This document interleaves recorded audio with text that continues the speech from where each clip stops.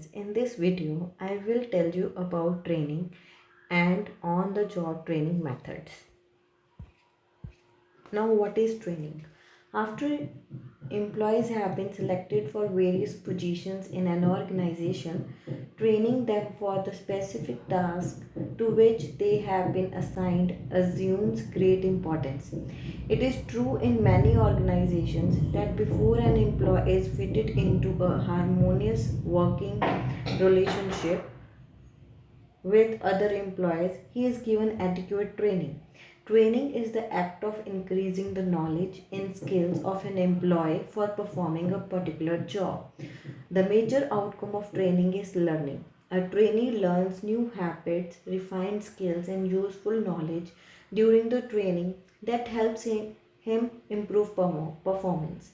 Training enables an employee to do his present job more efficiently and prepare himself for a higher level of job. Now I am going to tell you about training methods. There are two types of training: on the job training methods, off the job training methods. Now, what is on the job training methods?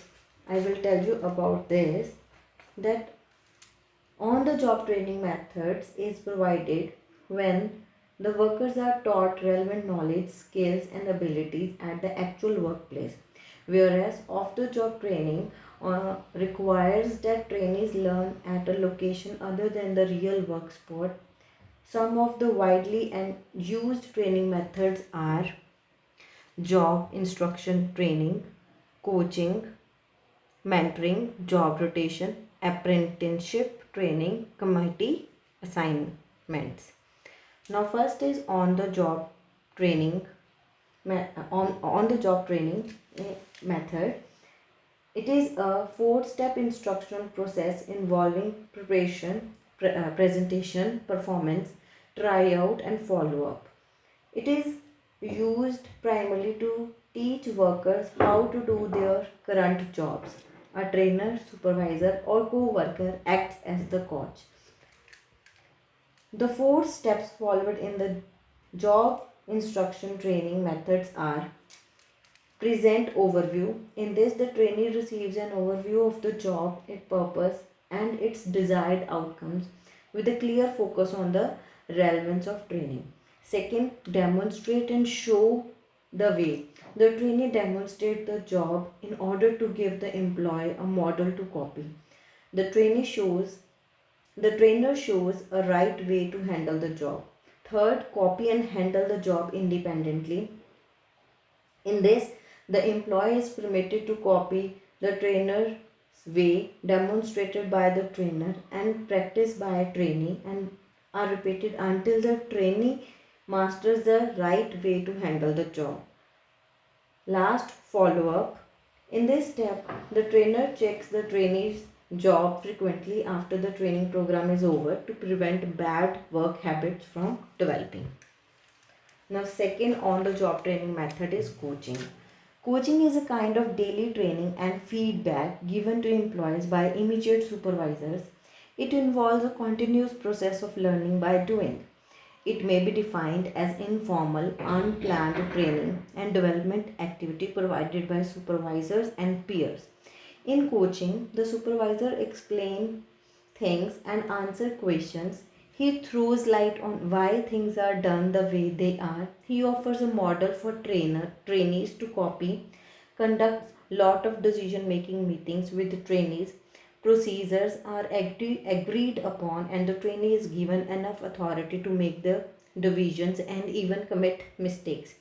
Of course, coaching can be a taxing job in that the coach may not possesses requisite skills to guide the learner in a systematic way. Sometimes doing a full day's work may be more important than putting the learner on track. When to use coaching usefully? Coaching could put to good use when an employee demonstrates a new competency, an employee expresses interest in a different job within the organization, an employee seeks feedback, an employee is expressing low morale, violating company policies or practices, or having performance problem, an employee needs help with a new skill following a formal training program. Now another method of on the job training method is mentoring. Mentoring is a relationship in which a senior manager in an organization assumes the responsibility for grooming a junior person. Technical, interpersonal, and political skills are generally conveyed in such a way, in such a relationship, from the more experienced person. A mentor is a teacher, spouse, counselor, developer of skills and intellect, host, guide, exemplar, and most importantly, supporter and a facilitator in the realization of the vision the young person has about the kind of life he wants as an adult. The main objective of mentoring is to help an employee attain psychological maturity and effectiveness and get integrated with the organization. In a situation, such mentoring can take place at both formal and informal levels depending on the prevailing work culture and the commitment from the top management. Formal mentoring can be very fruitful if management invests time and money in such relationship building exercises. The important features, processes of mentoring are career functions and psychological functions. Career functions are those aspects of relationship that enhance career advancement. And psychological functions are those aspects that enhance the mentee's sense of competence, identify effectiveness in a professional role. Now, another on the job training method is job rotation. This kind of training involves the movement of trainer from one job to another. This helps him to have a general understanding of how the organization functions.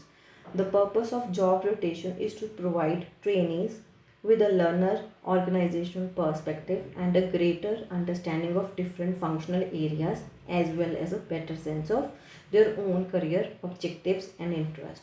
Apart from relieving boredom, job rotation allows trainees to build a rapport with a wide range of individuals within the organization, facilitating future cooperation among departments. The cross trained personnel offer a great amount of flexibility for organizations when transfers, promotions, or replacement becomes inevitable. Now, the another on the job training method is apprenticeship training. Most craft workers, such as plumbers and carpenters, are trained through formal apprenticeship programs. Apprentices are trainees who spend a prescribed amount of time working with an experienced guide, coach, or a trainer. Assistantship or internships are similar to apprenticeship because they also demand high levels of participation from the trainee. An internship is a kind of job on the job training that usually combines job training with classroom instruction in trade schools, colleges, and or universities. Coaching, as it explained above, is similar to apprenticeship because the coach attempts to provide a model for the trainee to copy. One important disadvantage of this method is the uniform period of training offered to trainees. People have different abilities and learn at varied rates. Those who learn fast may quit the program in frustration. Slow learners may need additional training time. It is also likely that in these days of rapid changes in technology, all skills may get outdated quickly. Trainees who spend years learning specific skills may find upon completion of their programs that the job skills they acquired are no longer appropriate. Last on the job training method is committee assignments. In this method, trainees are asked to solve an actual organizational problem. The trainees have to work together and offer solution to the problem. Assigning talented employees to important committees can give these employees a broadening experience and help them to understand the personalities, issues, and processes governing the organization. It helps them to develop team spirit and work unitedly towards common goal. However, managers should very well understand that the committee assignments could become notorious time wasting activities. Finally, on the above on the job training methods are cost effective. Workers actually produce while they learn. Since immediate feedback is available, they motivate trainees to observe and learn the right way of doing things. Very few problems arise in the case of transfer of training because the employees learn in the actual work environment where skills that are learned are actually used. On the job training methods may cause disruptions in production schedules. Experienced workers cannot use the facilities that are used in training. Poor learners may damage machinery and equipment. Finally, if the trainer does not possess teaching skills, there is very little benefit to the training. Thank you for watching my video. I hope you understand the basic concepts which are the main on the job training methods.